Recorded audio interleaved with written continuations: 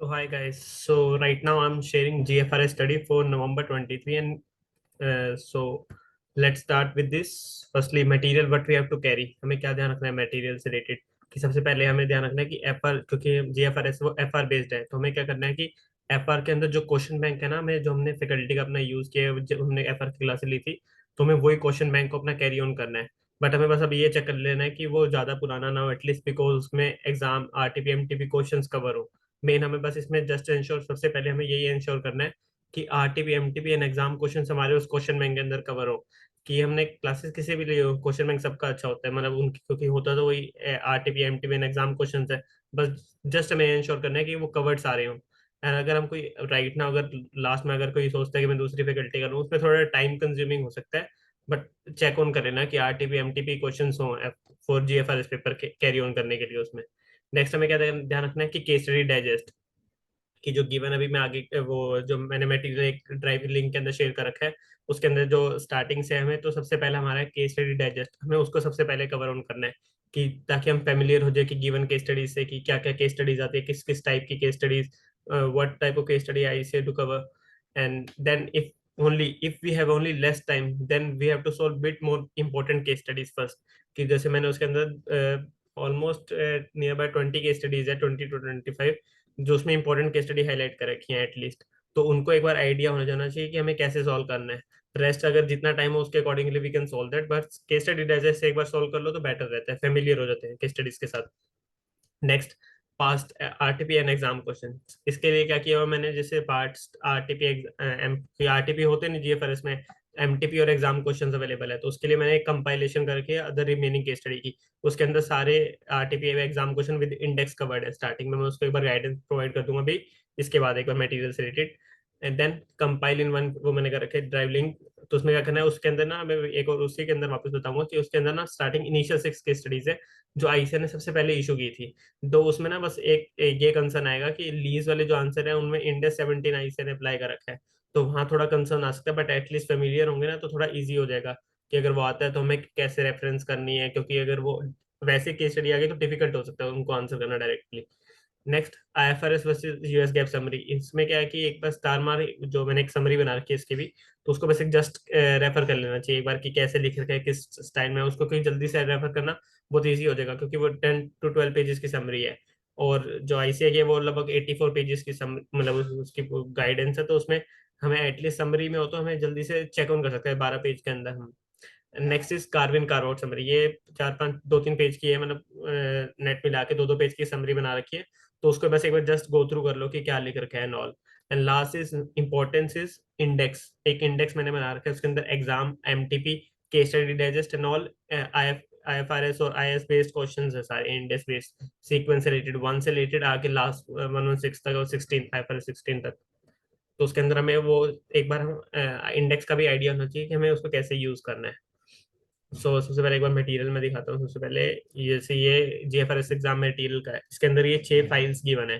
Case study digest other remaining case study इसके अंदर MTP exam के सारे कंपाइलेशन है इनिशियल 6 केस स्टडीज।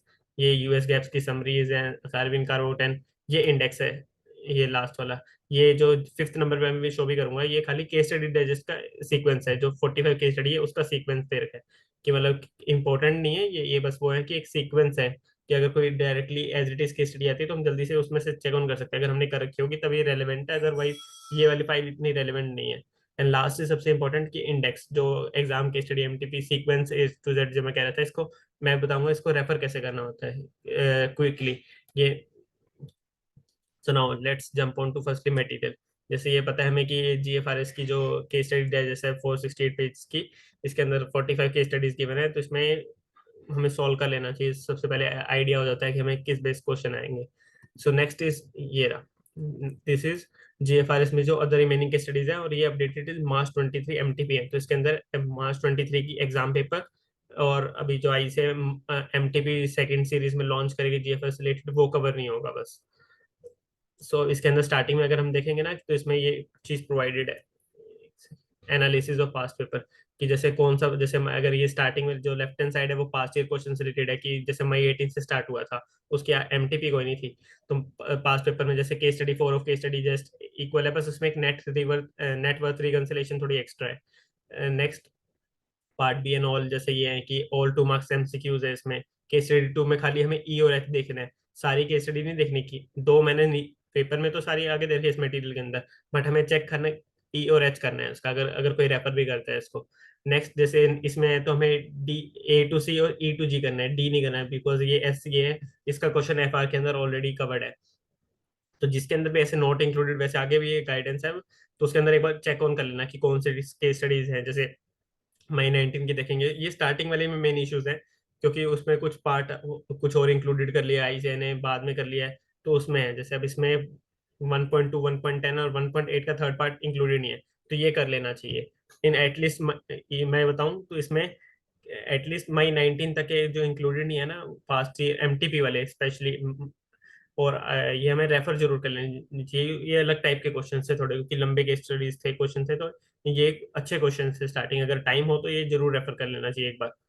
सिमिलरली ऐसे आगे कौन सी, जैसे अभी जनवरी 21 की ऑलमोस्ट सारी रिपीटेड केस स्टडीज हैं जो ऑलरेडी केस स्टडी में आ चुकी हैं, तो इनको रेफर नहीं करना चाहिए। बट जुलाई 21 और दिसंबर 21 की जो 10 केस स्टडीज है ना, इनको एक बार जरूर रेफर कर लेना। एटलीस्ट मिनिमम जुलाई 21, दिसंबर की एक बार फिर भी थोड़ा सा सेकंड में ऑप्शन में रख सकते हो, but July 21 is very must, क्योंकि इसके अंदर जो केस स्टडीज का लेवल था वो बहुत अच्छा था, और सारी यूनिक केस स्टडीज थी इसके अंदर। सो नेक्स्ट इज ये जैसे सीक्वेंस है पेज नंबर का, जैसे अगर कौन सी केस स्टडी कहाँ पे है तो उसका जल्दी से हम रेफर ऑन कर सकते हैं पेज नंबर देख के एंड ऑल। और ये केस स्टडी डाइजेस्ट का वो बता रखा है, 45 केस स्टडीज हैं जो कहाँ कहाँ पेपर में आ चुके हैं, वो स्टार्टिंग में भी कवर्ड हो चुका है ऑलरेडी, तो इसको एक बार रेफर करने को रिक्वायरमेंट नहीं है। बस नेक्स्ट ऑन आ गया। अब ये जैसे क्वेश्चंस थे, इसमें अगर मैं बताऊं जैसे लीज के क्वेश्चन है ना, लीज के क्वेश्चन में थोड़ा इश्यूज आएगा, क्योंकि वहाँ पे आईसीआर ने थोड़ा आंसर चेंज कर रखा है। बट इसमें ना केस स्टडी जो इसकी थर्ड पार्ट है, थर्ड पार्ट में बस हमें यहाँ तक अगर अगर कोई कर रहा है तो ये ए पार्ट इसका करना है मेनली, क्योंकि जो इसका रिमेनिंग पार्ट है ना वो ऑलरेडी कवर्ड हो चुका है उसके अंदर, केस स्टडी डाइजेस्ट के अंदर। तो इनिशियल केस स्टडी 3 नहीं करनी, और सेकंड में भी हमें एक ध्यान रखना है, तो इनिशियल मतलब मेनली 4 बचेंगी, सेकंड के अंदर भी ना हमें बस एक एमसीक्यू करना है इसमें।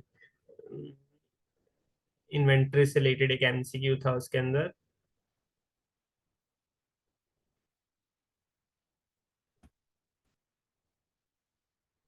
ये वाला एमसीक्यू नंबर 1। इसमें जो हमें ये वाला बस एक एमसीक्यू सॉल्व करना है, रेस्ट हमें बाकी सारे पॉइंट्स उसके अंदर कवर्ड है। इन्वेंट्री का इसमें पॉइंट होगा, अगर स्पेसिफिकली बता दो तो ये वाला, और इसमें एक अच्छा पॉइंट था ये वाला, तो ये ई पॉइंट इसका जरूर कर लेना एक बार। तो ये इसमें ऐसे आगे के स्टडीज की बने तो वो एक बार रेफर कर लेना। अब ये आता है आईएफआरएस और यूएस गैप्स की समरी। इसके अंदर बस एक बार ये देख लेना कि जैसे ये जो रेवेन्यू रिकॉग्निशन का है, जैसे मेन मेन हेडिंग्स कौन कौन सी है, रेवेन्यू रिकॉग्निशन का कौन से पेज पे है, फाइनेंशियल एसेट्स, ये जल्दी एक बार बस ये पता होना चाहिए, क्योंकि अंदर वाली चीजें वो जल्दी हम देख सकते हैं। पेमेंट टेस्टिंग है, अगर कोई पेपर में भी अगर कोई यूएस गैप से रिलेटेड क्वेश्चन आता है ना, तो उसमें क्या करना है, सबसे पहले तो ये देखो कि उस पर कंसेप्ट कौन सा लग रहा है, कि रेवेन्यू से रिलेटेड है, नॉन फाइनेंशियल एसेट्स है, फाइनेंशियल एसेट का लग रहा है, लाइबिलिटी इक्विटी है, मतलब क्या मेन कंसेप्ट लग रहा है। और इसमें ना मेन जितना मैंने देखा था अभी तक, उसमें कंसोलिडेशन से रिलेटेड और ये बिजनेस कॉम्बिनेशन वाले ज्यादा आते हैं। बाकी सारे अभी तक जितने देखा था कम आए थे, बस वो दो मेन आए थे। बाकी बस हमें पता होना चाहिए कौन सी चीज जैसे लीजिए यहाँ पे कहाँ पे कवर्ड है, तो इसमें रेफर करना है बहुत जल्दी है, और इसमें वो आंसर्स भी जल्दी मिल जाते हैं उसके। नेक्स्ट इज अब ये आ गई कार्विंग कार्व आउट की समरी। ये जैसे स्टार्टिंग 2 पेज में ये थोड़े बेयर टेक्स्ट वर्ड्स यूज करके इसके अंदर, कि IS1 से रिलेटेड जो भी हमारे कार्विंग कार्व आउट्स गिवन है उसके अंदर क्या है, और नेक्स्ट पे ये एक और ये समरी प्रोवाइडेड है इसके अंदर। तो एक बार इसको जस्ट रेफर ऑन कर लेना कि क्या लिख रखा है इसमें क्या है। और ये फाइल वैसे रेफर करने की रिक्वायरमेंट नहीं है, बट अगर जिसने अगर सारी केस स्टडीज कर ली हो तो उसको एक बार आइडिया हो जाता है ना कि कौन सी, अगर directly word as it is copy आ गया तो जल्दी से ये रेफर कर सकता है बस। मतलब इसमें बस इसके वैसे इतना रेलेवेंस नहीं होगा। जीए पारस्परिक सबसे पहले ध्यान रखना कि डायरेक्टली ना कभी भी इंडेक्स पे मत, या फिर किसी भी ना ऐसे मत देखना कि पेपर में ढूंढने लग गए। तो सबसे पहले 15 मिनट के अंदर हम, चलो मैं उसको भी आता हूँ एक बार। ये सबसे पहले फिर एक बार स्ट्रेटेजी से स्टार्ट करते हैं इसके, कि हमें कैसे ध्यान रखना है। कि सबसे पहले हमारी एफआर हमारी स्ट्रॉन्ग होनी चाहिए, तो हमें पता है कि एफआर के कंसेप्ट को हमें ब्रश अप करना अच्छे से करना है। तो उसके बाद हम केस स्टडी डाइजेस्ट सॉल्व कर सकते हैं। इनिशियल केस स्टडी जुलाई 21 दिसंबर 21 मस्ट है, सबसे पहले उसमें से भी जुलाई 21 अगेन।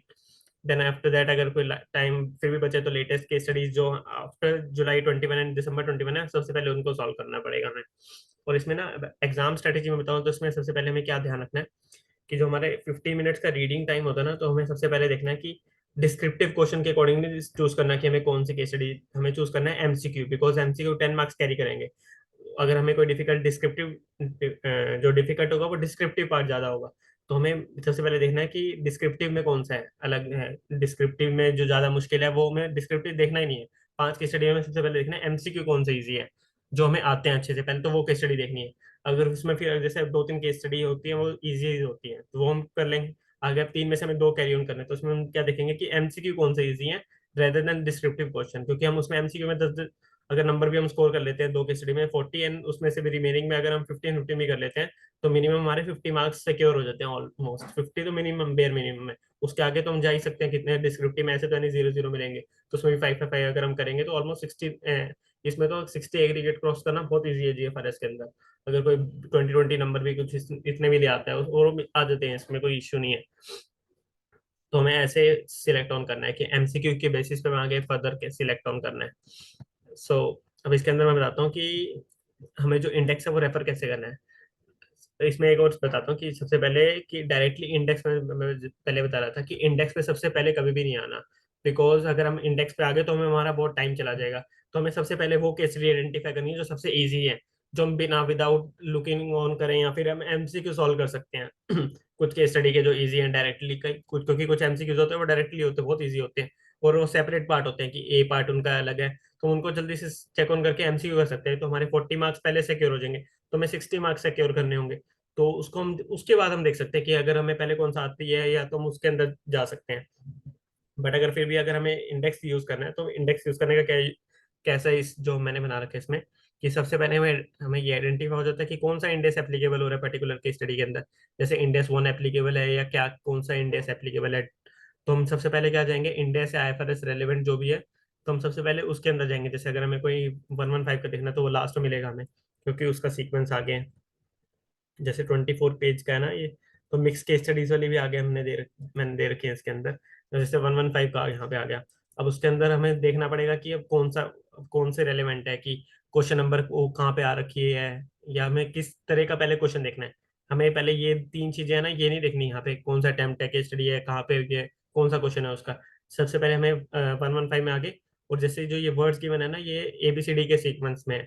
क्योंकि अगर कोई आई से अगर क्वेश्चन देती तो क्वेश्चन का वो वाले वर्ड चेंज नहीं करती, उनके नाम एलिमेट को कुछ उनको चेंज करेगी मोस्ट प्रोबेबली। तो हाँ, उनको क्वेश्चंस को चेंज नहीं करेगी, तो हम जल्दी से 115 में देख सकते हैं हाँ कि कौन सा, हाँ, उससे रिलेटेड हमें कोई क्वेश्चन दिख रहा है।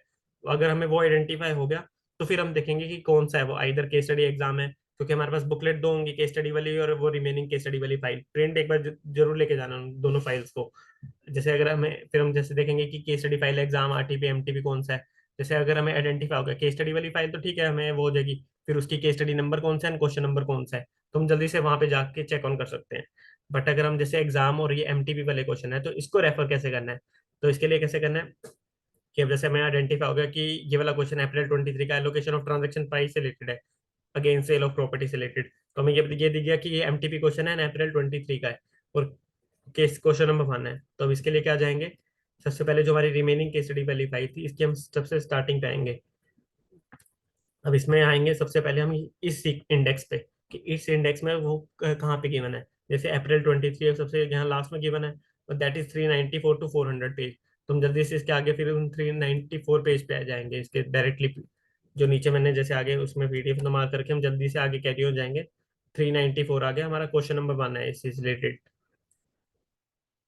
Set the treatment related recognition of property से रिलेटेड हमारा ये क्वेश्चन आ गया। तुम इसको जल्दी अच्छे से चेक ऑन कर सकते हैं। सॉरी, वो एमसीक्यू 1 फर्स्ट था, तो ये रहा हमारा कि सेल ऑफ प्रॉपर्टी से रिलेटेड कौन सा है, और उसमें वो एमसीक्यू बेस्ड है। तो तुम इसे जल्दी से चेक ऑन कर सकते हैं, क्योंकि स्टार्टिंग है, जैसे अगर हम देखेंगे बाद वाले केस स्टडीज में 1 to 5 अगर कोई क्वेश्चन होगा तो एमसीक्यू बेस्ड होगा, रेस्ट वाला होगा 6 7 8 से आगे जो भी होगा नंबर, वो हमेशा डिस्क्रिप्टिव पार्ट का होगा मोस्ट प्रोबेबली। जो आगे वाले पुराने वाले एमटीपीज का होगा और एग्जाम पेपर का होगा, स्टार्टिंग के 3 4 केस उसमें डिफरेंट होगा। तो हमें ये स्ट्रेटेजी अडॉप्ट करनी है कि इंडेक्स को कैसे रेफर ऑन करना है। इंडेक्स का हमें एटलीस्ट आइडिया होना देना चाहिए कि हम जैसे अगर इसमें क्या कर सकते हो, तुम जैसे कोई जुलाई 21 की केस स्टडी आइडेंटिफाई की, उसमें क्वेश्चन कैसा है, तो उसमें तुम्हें एग्जाम से नहीं देखना कि हमें पता है जुलाई 21 पे डायरेक्टली देख लेंगे। एक बार जरूर ट्राई ऑन करना कि हाँ जुलाई 21 का ये क्वेश्चन है, कौन सा इंडेक्स लग रहा है, तो हम उसके ऊपर कैसे जाएंगे वहां पे। एक बार ऐसे, एक बार दो तीन एक बार ट्राई कर लोगे कि कैसे जल्दी रन करना है, तो वो तुम्हारा टाइम सेव हो जाएगा उसके अंदर। दैट इज द बेस्ट कि टाइम भी हमें सेव करना है इसके अंदर। सो रेस्ट GFRS से रिलेटेड ये ड्राइवलिंग के अंदर ये सारी है। इन सब का एक बार प्रिंट प्रिंट जरूर लेके जाना, तो दैट विल मस्ट जो आपकी बहुत हेल्प करेगा इसके अंदर। थैंक्स।